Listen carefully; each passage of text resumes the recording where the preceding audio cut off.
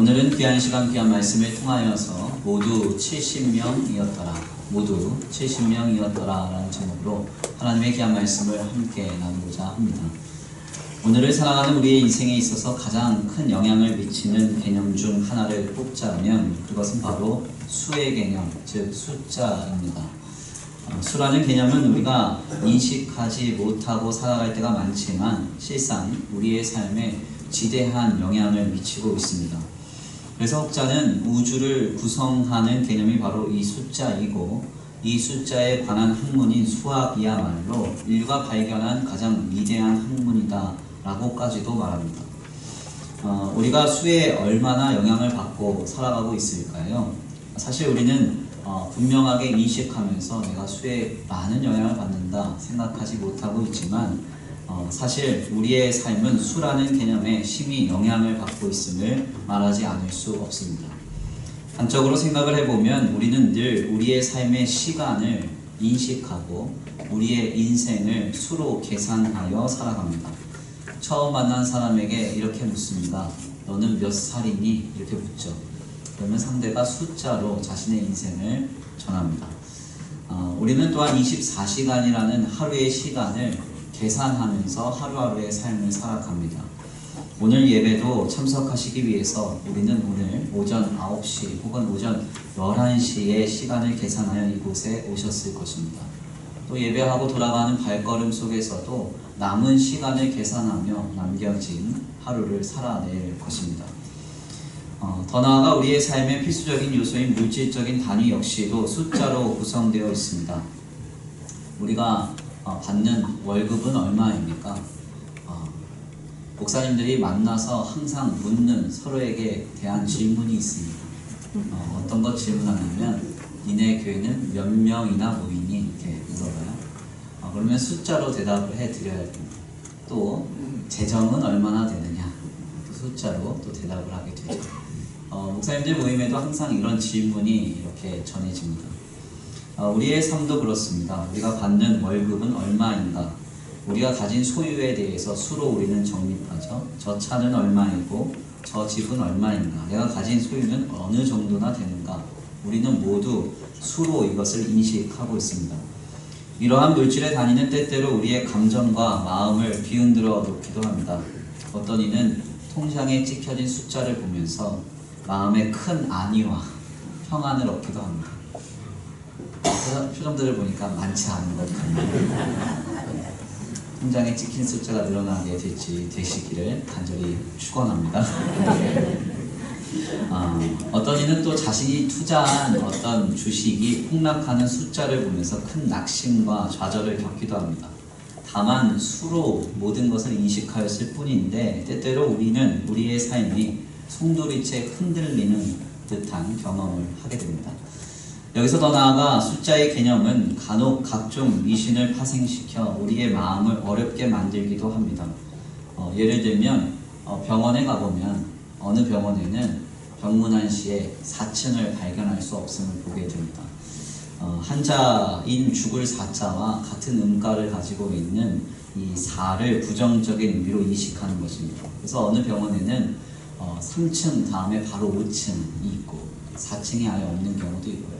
흔히 4층을 F층으로 이렇게 기록해 두기도 합니다. 어느 날 문득 시계를 보았는데 하필 4시 44분입니다. 그러면 기분이 어떨까요? 괜시리 기분이 나빠지죠? 저는 새벽에 종종 가끔 4시 44분에 일어날 때가 있습니다. 눈을 딱 떴는데 444가 딱 찍혀 있어요. 그러면 제 기분은 어떨까요? 다행히 저는 목사라 미신에 빠지진 않아서 기분이 많이 나쁘진 않고 큰일 났다 생각합니다. 왜냐면 새벽 기도에 늦겠다 그렇게 생각해요. 적어도 새벽 기도에 나가기 위해서 4시 한 반 전에는 일어나야 되는데 4시 44분이면 늦은 겁니다. 언젠가 어느 젊은 형제가 길거리를 지나다니다가 교회에 들어와서 상담을 좀 해달랍니다. 형제였는데요. 나이가 꽤 들어 보였습니다. 그 형제가 자신이 요 근래 운이 없고 여러 가지로 힘들답니다. 그래서 왜 힘들다고 생각하느냐 물어봤더니 9수라서 그렇대요. 그래서 자기 어머니가 말하기를 9수라서 몸조심하라 그랬다고 그러더라고요. 그래서 몇 살인지 물어봤더니 29살이다. 9수가 뭐가 중요합니까? 그쵸? 그 9이라는 숫자가 뭐가 중요하겠어요? 그리고 왜 9수에 그렇게 미신에 빠져 있으면서 목사한테 상담하러 왔는지 잘 이해는 할 수 없습니다. 이렇게 우리의 삶은 시간에서부터, 우리의 인생에서부터 각종 물질적 가치와 미신에 이르기까지 수라는 것은 우리의 삶에 깊이 관여되어 있음을 확인합니다. 우리는 실상 눈에 보이는 것에만 주목하며 살아간다 생각하지만 사실 거의 대부분의 요소들이 숫자로 표현되는 삶의 현장 속에서 우리가 살아가고 있다는 것입니다. 그렇다면 우리는 언제부터 이렇게 숫자를 인식하기 시작했던 것일까요? 오늘날의 방식으로 숫자를 인식했던 것은 어느 때부터입니까? 많은 학자들에 따르면 지금 우리가 숫자로 인식하는 일종의 십진법, 그러니까 0에서부터 9까지의 숫자로 모든 수의 개념을 정립하는 방식은 고대로부터 기인된 방식이 아니라고 말하고 있습니다. 기원후 628년경에 인도의 수학자였던 브라마구타라는 사람으로부터 0이라는 숫자가 개념화되기 시작하여서 7세기 말에 이르러서야 우리가 지금 사용하는 0에서부터 9까지의 아라비아 숫자를 기초로 한 십진법이 완성된 것으로 봅니다. 여기까지의 말씀을 나누면서 어떤 분들은 목사님 왜 아침부터 머리 복잡하게 숫자 얘기하십니까? 저는 수포자입니다. 이렇게 얘기하실 분이 계실지 모르겠습니다. 제가 수학을 잘하거나 혹은 숫자 이야기하려고 이렇게 설교 서두에 많은 설명을 하는 건 아니고요. 저도 수포자이기 때문에 수에 약합니다. 제가 오늘 아침부터 이렇게 수에 대한 이야기를 하는 이유는 오늘 아침 하나님께서 우리에게 들려주시는 말씀 속에서 숫자에 대한 증언과 그리고 그 숫자에 대한 증언을 통한 하나님의 메시지가 우리에게 전달되기 때문입니다. 사실 우리가 하나님의 말씀으로 신앙하는 성경은 그 증언의 특성상 수에 대한 상징과 은유의 메시지가 많이 전달됩니다. 간혹 성경에 증언되는 숫자에 대해서 굉장히 예민하고 민감하게 반응하시고 이를 직접적으로 해석하시는 분들이 간혹 계시는데요. 이는 매우 잘못된 것입니다.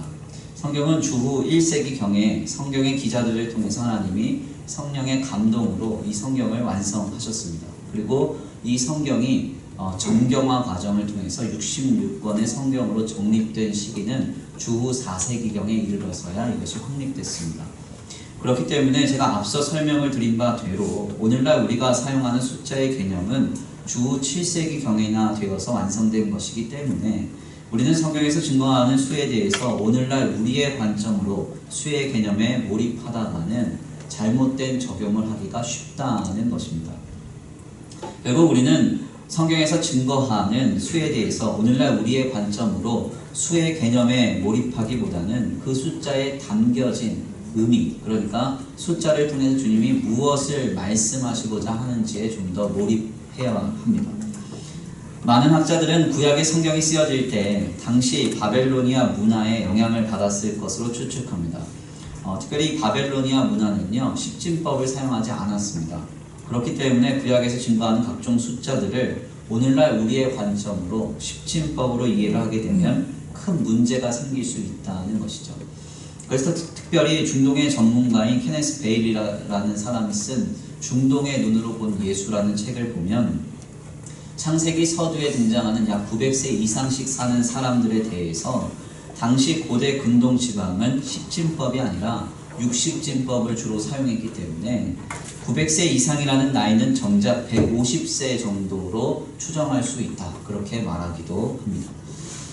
그러나 이 역시도 실상 창세기 6장 3절에서 주님이 인류의 죄로 인해서 인류를 지으심을 한탄하시고 인생의 연한을 120세로 낮추는 장면이 전해지기 때문에 이 또한 분명치 않은 가설임을 확인하게 됩니다. 만약에 이 케네스 베일리의 입장으로 우리가 그것을 적용을 해보면 주님이 죄로 인해서 인생의 연한을 120세로 낮췄다 그러잖아요. 그러면 여기 계신 분들은 다 이미 하나님께로 돌아가셨어야 되는 거죠. 20세까지밖에 우리가 못 살게 되는 것입니다. 결국 성경은 과학책이나 역사책이 아니기 때문에 우리는 성경을 통하여 숫자에 몰입하기보다는 주님이 그 숫자를 통해서 말씀하시는 메시지에 좀 더 집중해야 함을 깨닫게 됩니다. 즉 성경이 각종 숫자의 개념을 증거함을 발견할 때 우리는 그 숫자 자체에 몰입하기보다는 주님이 숫자를 통하여 과연 오늘 우리에게 어떤 하나님의 메시지를 전하고자 하시는가에 좀 더 집중해야 한다는 것입니다. 특별히 성경의 숫자에 대한 증언에 있어서 두드러지는 특징 중 하나는 거의 대부분 3과 4의 결합이 주를 이룬다는 것입니다. 그래서 거의 대부분의 성경의 숫자는 3과 4에 대한 내용에서 기인이 됩니다.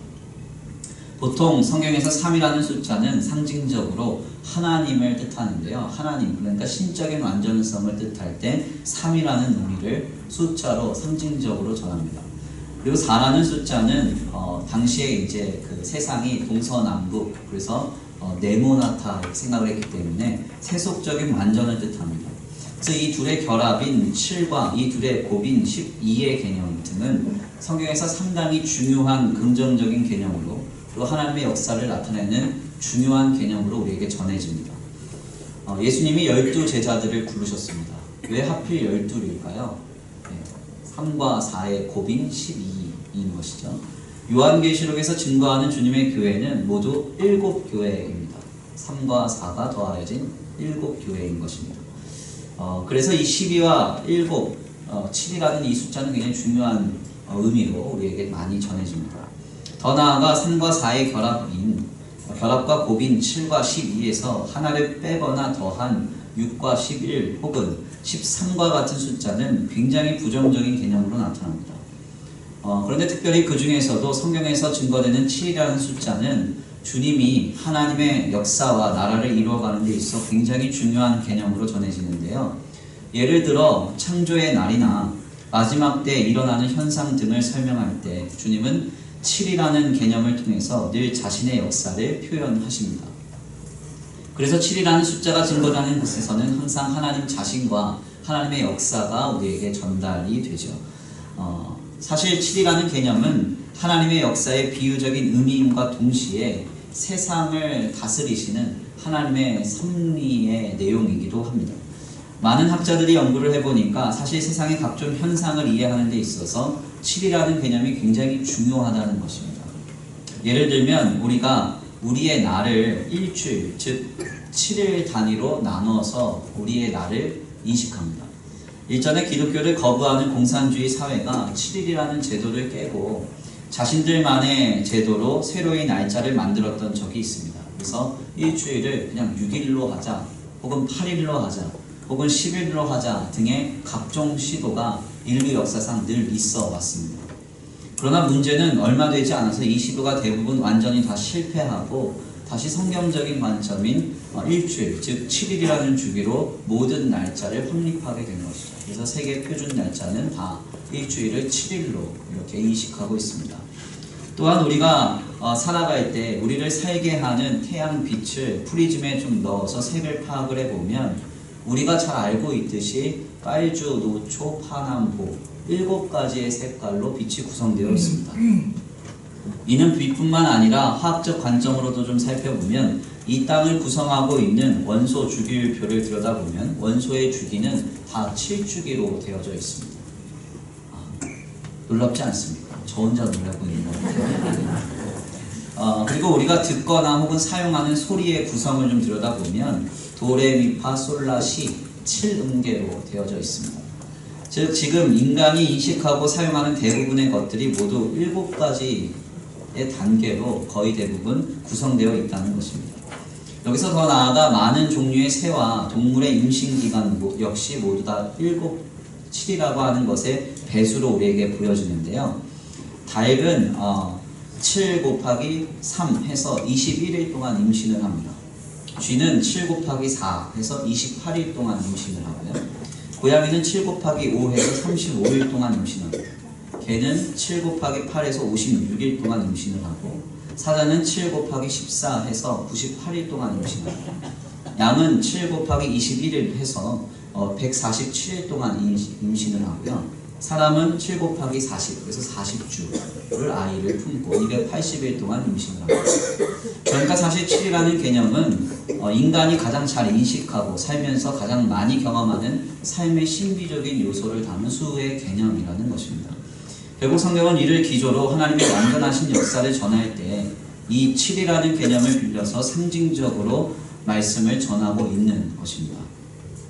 오늘 본문의 말씀은 바로 이러한 관점에서 우리에게 큰 깨달음을 줍니다. 오늘 본문의 말씀은 본래 8절부터 읽어야 합니다. 그런데 본문의 내용이 많아서 끝절 2절만 읽게 되었습니다. 우리가 본래 이 내용을 잘 파악하기 위해서는 8절에서부터 오늘 본문 말씀이 27절까지 읽어야 되는데요. 야곱의 계보를 주님은 우리에게 말씀하고 계십니다. 우리가 오늘 본문 말씀을 8절부터 쭉 읽어보면 읽다가 이런 생각을 하게 되죠. 대체 내가 왜 수천 년 전에 야곱의 가족이 누구였고 몇 명이었는지를 왜 알아야 되나 이런 생각을 하게 됩니다. 대체 중동에 살았던 한 가족의 족보가 나와 무슨 상관이 있단 말일까 이런 생각을 하게 되죠. 그러나 성경은 1.1획도 의미 없는 말씀이 없습니다. 아멘입니까? 주님은 사실 야곱의 가족들이 몇 명이었는지 누구였는지를 우리에게 전하기 위해서 오늘 본문 말씀에서 야곱의 계보를 우리에게 전하시는 것이 아닙니다. 다만 주님은 지금 야곱이라는 사람의 가정을 통해서 하나님이 어떻게 역사하셨고 그들이 어떠한 계보를 이루게 되었는지를 우리에게 전하고 있는 것입니다. 우리가 그 내용을 분명하게 확인하기 위해서는 야곱의 가족의 계보 중에 숫자의 증언에 좀 주목할 필요가 있습니다. 야곱의 가족들에 대한 증언 중에 숫자에 대한 증언은 특별히 오늘 본문 말씀 창세기서 46장 15절과 18절 그리고 22절과 25절에서 확인이 되는데요. 우리 다 같이 한번 함께 찾아서 공독해 올리겠습니다. 오늘 본문 말씀 2절 말씀 창세기서 46장 15절과 18절 그리고 22절과 25절입니다. 함께 다 같이 공독해 올립니다. 15절부터 시작. 이들은 레아가 아담을 안에서 야곱에게 낳은 자손들이라. 그딸 디나를 하여 남자와 여자가 33명이며. 아멘. 자, 15절 말씀을 보니까 야곱이 레아를 통해서 낳은 자손의 수가 33명이랍니다. 자, 그 다음 18절입니다. 함께 봉독합니다. 시작.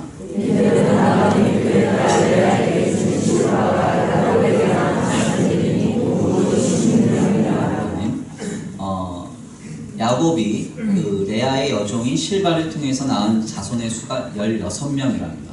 자, 그 다음 22절입니다. 이들은 라헬이 야곱에게 낳은 자손들이니 모두 14명이요. 25절입니다. 이들은 라반이 그의 딸 라헬에게 준 비라가 야곱에게 낳은 자손들이니 모두 7명이요. 오늘 본문 말씀에 따르면 특별히 주님은 야곱의 가족이 레아와 실바 그리고 라헬과 비라를 통해서 낳은 자손의 수가 33명과 16명 그리고 14명과 7명으로 구성되었다 이렇게 말하고 있습니다. 이것은 어떤 의미가 있습니까? 먼저 설교 서두에 나눈 바와 같이 야곱이 레아를 통해서 낳았다고 하는 33명의 자손은 3이라는 숫자가 2번이나 반복되는 숫자입니다. 즉 이것은 하나님 안에 있는 완전함을 상징적으로 전하는 것이죠. 그리고 야곱이 레아의 여종 실바와 낳은 자손의 숫자는 16입니다. 3을 2번 곱하고 거기에 완전한 숫자인 7을 더하면 16이 되는 것입니다. 즉 완전함을 상징하는 것입니다. 완전함에 완전함을 더했을 때 야곱이 레아와 그리고 실바를 통해서 자손을 얻게 되었다. 성경은 말하고 있는 것입니다. 그리고 여기에 야곱이 라헬과 라헬의 여종인 비라를 통해 낳은 자손의 수는 14명과 7명입니다. 즉 완전한 숫자인 7과 7을 2번 곱한 것이 바로 야곱의 자손이 됩니다. 이 역시도 완전함을 뜻하는 것입니다. 그래서 결국 70명을 이루는 것이 야곱의 계보였다고 성경은 말합니다. 즉 완전함의 완전함 그리고 완전함에 또 완전함을 더한 것이 야곱의 족보가 되는 것입니다. 주님은 이 야곱의 족보를 통해서 무엇을 말씀하고 계실까요? 바로 하나님이 야곱에게 베풀어 주신 역사는 완전하고 완전하며 또 완전하고 완전함을 말씀하고 계시는 것입니다. 이러한 주님의 증언은 2번이나 반복되는 야곱의 자손들에 대한 증언에서 더더욱 강조됩니다.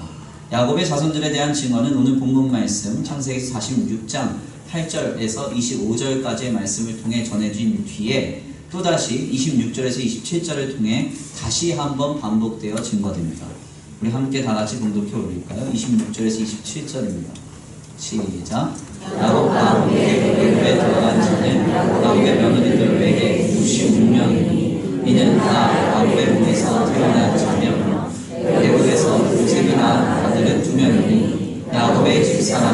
애굽에 이른 자가 모두 70명이었더라. 놀랍게도 오늘 본문 말씀 26절에서 27절까지의 말씀을 통한 증언에 따르면 두 번째 증언은 놀랍게 강조됩니다. 야곱과 함께 애굽에 들어간 자는 야곱의 며느리들 외에 66명이니 이는 다 야곱의 몸에서 태어난 자이며 애굽에서 요셉이 낳은 아들은 2명이니 야곱의 집사람으로 애굽에 이른 자가 모두 70명이었더라. 이렇게 말합니다. 야곱의 자손에 대하여 강조하여 반복하는 본문의 말씀 26절에서 27절은 놀랍게도 하나님이 요셉을 통하여 야곱에게 이루신 역사가 야곱의 가족이 총 66명에서 70명이 되는 역사였다라고 말하고 있습니다. 서두에 숫자에 대한 상징, 성경에서 증거하는 숫자에 대한 상징을 통해 나눴듯이 성경에서 3과 4의 결합인 7에 있어서 하나가 결핍된 6은 매우 부정적인 의미입니다. 그래서 요한계시록에서 말하고 있는 666이라는 숫자 역시도 예수 그리스도를 배교하게 만드는 짐승의 표로서 가장 부정적인 의미를 담고 있는 그런 어떤 내용이라고 할 수 있습니다. 그런데 하나님께서는 요셉이 야곱의 식구에 포함되기 직전에 그 가족의 수가 66명이었다고 말하고 있습니다. 그러니까 이 숫자가 얼마나 신비로운 것인가 고민을 해보면요. 잘 보세요. 며느리를 빼고 자손의 숫자는 66명입니다. 그러면 요셉과 그의 아들이 둘이니까 여기에 요셉의 자손이 들어가면 몇 명이라고 증거돼야 맞아요? 69명이라고 증거돼야 맞죠. 확실히 수에 약하시네요. 왜냐면 요셉과 두 아들 하니까 3명만 들어가면 69명이라고 증거돼야 되는데 70명이 이르렀다 이렇게 말하고 있어요. 왜 그럴까요? 야곱을 포함시켜서 그런 겁니다. 참 희한하죠? 그러니까 왜 이렇게 숫자를 맞추는가? 주님이 담고자 하는 메시지가 있어서 그런 거예요. 아멘입니까? 자손들에 대한 증언을 하시다가 갑자기 야곱이 포함되어 70명이 되는 역사를 증거하신다는 거예요. 주님이 왜 하나님의 완전하신 역사를 증거하는 방식으로 오늘 본문 말씀을 이렇게 증거하시겠습니까? 하나님께서 요셉을 통하여 야곱의 가정에 이루신 역사가 완전한 역사임을 매우 강력하게 선포하고 계시는 것입니다. 그래서 8절에서 25절까지 구체적으로 자손들에 대한 증언을 마치고 나셔서 또다시 반복하시기를 족보의 메시지를 반복하시면서 강조하시는 것이죠. 하나님의 역사는 완전하다. 이렇게 말씀하고 있는 것입니다. 즉 정리를 하자면 주님은 8절 말씀에서 오늘 본문 말씀 27절에 이르기까지 계속해서 말씀하고 계십니다. 주님이 야곱에게 이루신 하나님의 역사는 완전하고 아멘도 없고 완전하고 이렇게 말하고 있는 거예요. 이는 야곱에게만 허락된 약속과 선포가 아닙니다. 오늘 우리를 향한 주님의 약속이고 선포입니다.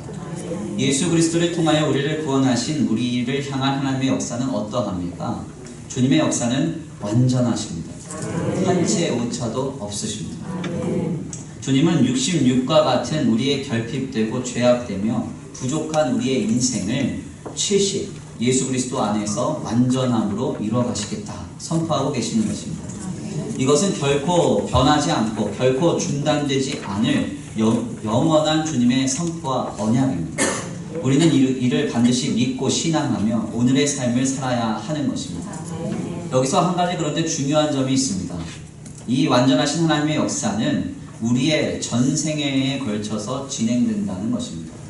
그리고 그렇기 때문에 인생의 단편으로는 이것이 결코 확인되지 않는다는 것입니다.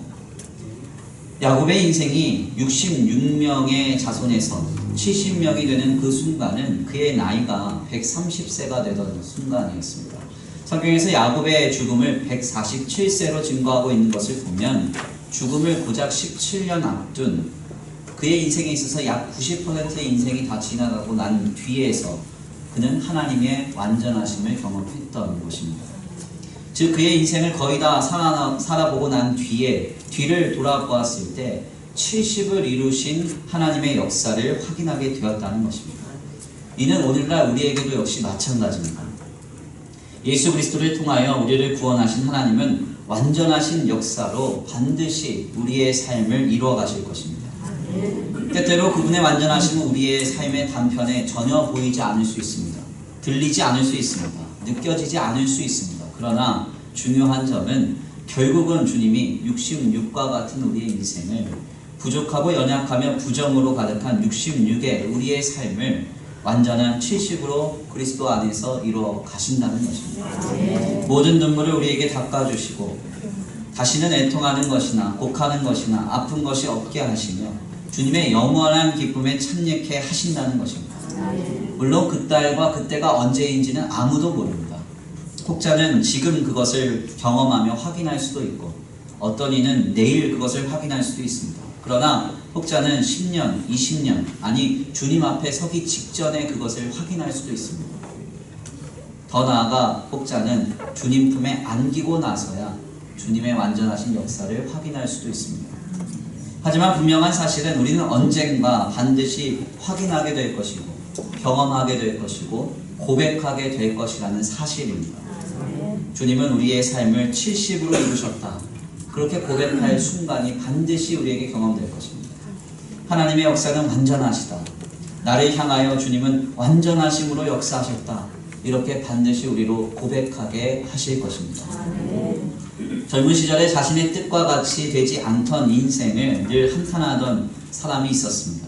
그는 남들보다 유복하지 못했던 가정 형편을 늘 답답해했고 자신의 인생의 계획대로 되지 않음에 늘 마음 어려워했습니다.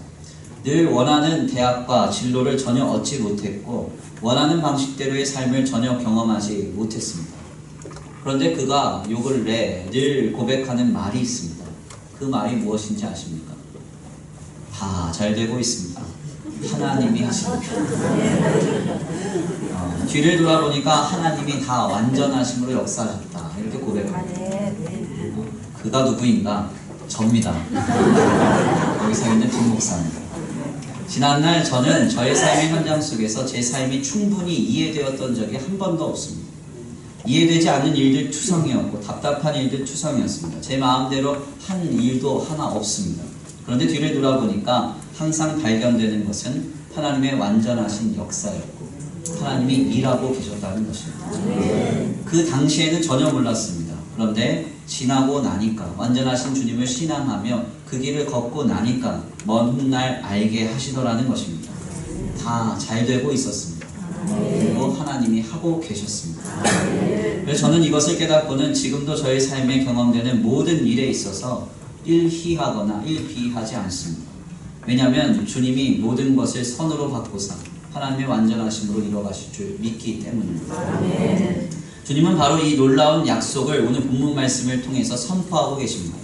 내가 야곱을 통해 이룬 역사를 보라. 33 더하기 16 더하기 14 더하기 7 완전하다, 완전하다, 완전하다, 완전하다. 주님이 계속 말씀하고 계시는 것입니다.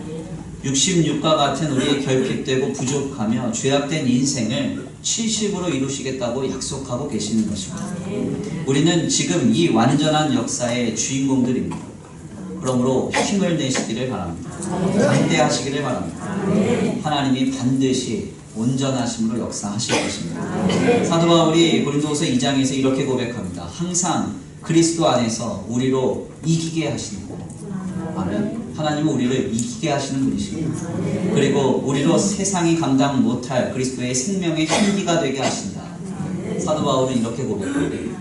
하나님은 반드시 66과 같은 우리의 인생을 70으로 완전히 이루어 가실 것입니다. 제가 얼마 전에 새로이 알았던 한 가지 말이 있습니다. 그 말은 바로 3천만큼 사랑해입니다. 3천만큼 사랑해. 들어보셨어요? 이 말을 아시는 분들은 어벤져스라는 영화를 보신 거고요. 이 말을 모르시는 분들은 영화를 안 보신 분들입니다. 저는 간혹 우리 청년지체들의 상태를 SNS로 좀 살핍니다. SNS를 좀 보면 이렇게 대면하여 말 못할 내용들을 가끔 의무적으로 좀 올려놓는 경우가 있기 때문에 그래서 이제 가끔 아이들의 영적인 상태가 어떤가 하고 좀 들여다볼 때가 있는데요. 어느 날 우리 청년들의 SNS를 보는데 어느 지체가 3천만큼 사랑해 이렇게 써놓은 겁니다. 그래서 제가 속으로 그랬습니다. 이건 또 뭔 말인가? 약간 정신이 이상해졌나? 그래서 몰라가지고 고민을 좀 하다가 인터넷 검색을 좀 했어요. 그랬더니 이 말이 어벤져스라는 영화의 명대사더라고요. 제가 아직 이 영화를 보지 못해가지고 내용은 자세히 잘 모르겠습니다. 근데 아무튼 이 영화에서 굉장히 중요한 그 주인공이 자신의 딸을 너무나 많이 사랑한다는 은유적인 표현으로 3천만큼 사랑해 이렇게 말했다는 거예요. 근데 이 영화가 뭐 1,000만 관객을 넘었잖아요. 그러니까 이제 젊은 세대들이 이 말을 붙들고 서로에게 좀 사용하고 이러면서 좀 회자됐던 것 같습니다. 저는 이 내용을 읽다가 무릎을 탁 치면서 경탄했어요. 왜냐하면 어벤져스의 명대사보다 더 놀라운 수를 통한 주님의 사랑 고백이 우리에게 넘쳐나기 때문이었습니다. 아멘입니다. 마태복음 1장에서 증거하는 예수님의 족보를 보십시오. 주님은 의도적으로 6명이나 되는 왕의 이름을 빼버립니다. 그리고 그 족보에 5명의 여인의 이름을 넣습니다. 그리고 나서 그 족보를 정리하세요. 뭐라고 선포하냐면 14대요, 14대요, 14대요 이렇게 선포합니다. 대체 왜 이렇게 선포하십니까? 3천만큼 사랑이랑 똑같은 거예요. 7을 2번 더한 14대가 3번이나 반복되는데 그 반복된 족보의 현장 속에서 여인이자 이방인이자 죄인인 여성의 이름이 들어가 있는 거죠. 주님의 예수 그리스도를 통한 구원의 역사에 참여케 하시는 것이죠. 초대하는 것입니다. 죄인도 내게 오라. 연약한 자도 내게 오라. 내가 너희를 구원하리라. 완전하신 역사로 우리를 초대하시는 놀라운 선포인 것입니다. 이것이 얼마나 은혜가 되는지 모릅니다. 또한 구약의 말씀에서 여리고성이 무너질 때를 보세요. 7 제사장이 7 나팔을 가지고 7일 동안 여리고성을 돌다가 7일째 되는 날 7바퀴를 돌고 소리를 지르니까 여리고성이 무너집니다. 어떤 걸 의미하고 있을까요? 하나님의 완전하신 역사에 참여하는 자에게 하나님의 자녀됨의 권세가 어떠한지, 하나님의 백성들에게 어떠한 놀라운 힘과 능력과 권세가 임하는지를 말씀하고 있는 것입니다. 세상에 여리고성을 무너뜨리는 권세를 주시겠다고 약속하시는 것이죠. 큰 산아 수룹바벨 앞에서 평지가 되리라 말씀하신 것 같이 하나님의 완전하신 역사에 참여하는 하나님의 백성들에게 이런 권세를 주시겠다 약속하시는 것입니다. 또한 아담의 족보를 한번 살펴보십시오. 3 더하기 4 아담의 7대 손에 누가 있습니까? 아담의 7대 손에 에녹이 있죠. 에녹은 죽음을 보지 않고 하나님께 옮겨진 자입니다. 주님이 우리에게 말씀하시는 거예요. 하나님의 완전한 역사에 참여한 자 예수 그리스도 안에서 에녹과 같이 되리라.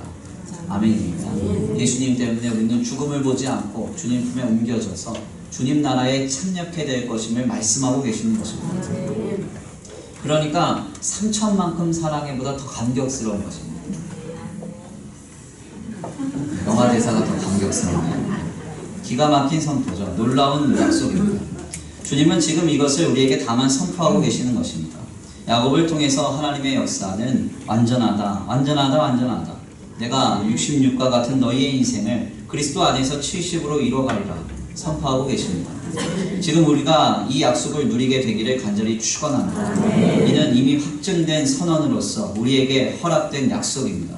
이 약속은 누구도 빼앗아갈 수 없고 바꿀 수 없습니다. 때때로 작은 삶의 단편 속에서 실망하고 계십니까? 인생의 크고 작은 문제들 속에서 낙심하고 계십니까? 저도 이제 목회를 하다 보니까 우리 성도님들의 이런저런 소식을 많이 듣습니다. 오늘 아침에도 소식을 듣고 정말 마음이 많이 어려웠는데 그럼에도 불구하고 인생의 크고 작은 문제들 속에서 우리가 할 수 있는 게 없습니다.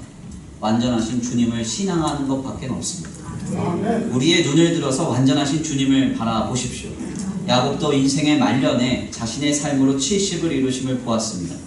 우리도 지금 알 수 없지만 언젠가 반드시 하나님이 완전하심으로 역사하셨음을 보게 될 것입니다. 그날과 그때가 이르기까지 말씀 가운데 주님을 향한 온전한 신앙으로 낙심치 말고 승리하며 신앙으로 살아가게 되기를 간절히 축원합니다. 귀한 말씀을 결론 맺겠습니다. 오늘 우리는 하나님의 완전하심을 지속적으로 선포하고 있는 야곱의 족보를 선포합니다. 하나님이 함께 하신 야곱의 인생은 그의 자손이 33 더하기 16 더하기 14 더하기 7로 이루어진 인생이었습니다. 그리고 하나님이 요셉을 통하여 완성하신 야곱의 인생은 66명의 온 가족들이 70명이 되는 인생이었습니다.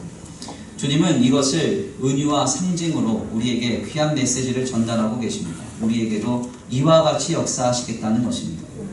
우리가 보기에는 결핍되며 불안정한 것이 있습니까? 이 있다면 이 모든 것을 이 시간 완전하신 하나님께 의탁하시기를 바랍니다. 주님을 의지하시기를 바랍니다. 예수 그리스도를 통하여 우리를 구원하신 하나님께서 66의 인생을 70의 인생으로 완전함의 완전함, 그리고 주님의 완전함의 완전함을 더하시는 온전한 인생으로 이루어 가시기까지 실망하지 마시고 낙심하지 마시고 주님만 붙들고 신앙할 수 있는 저와 우리 성도들 모두가 되시기를 간절히 축원합니다. 우리 이 시간 함께 귀한 말씀 붙들고 함께 기도를 드립니다. 찬양의 가사를 생각하시면서 이 시간 함께 고백하시겠는데요. 그렇습니다. 주님은 완전하십니다. 하나님 뜻대로 내 삶은 연약하고 결핍된 것투성이지만 하나님 내 삶의 현장 속에서 이해되지 않는 것들 너무 많지만 하나님 그러나 이 모든 것을 선으로 바꿔서 하나님의 완전하심으로 역사하실 주님을 기대합니다. 우리를 통하여 하나님 일하실 주님을 기대합니다. 하나님께서 역사하실 주님을 기대합니다. 그 완전하신 역사를 소망하면서 이 시간 찬양의 가사를 고백하시면서 말씀을 붙들고 찬송 올려드리시고 주여 한번 부르시고 기도를 드리겠습니다.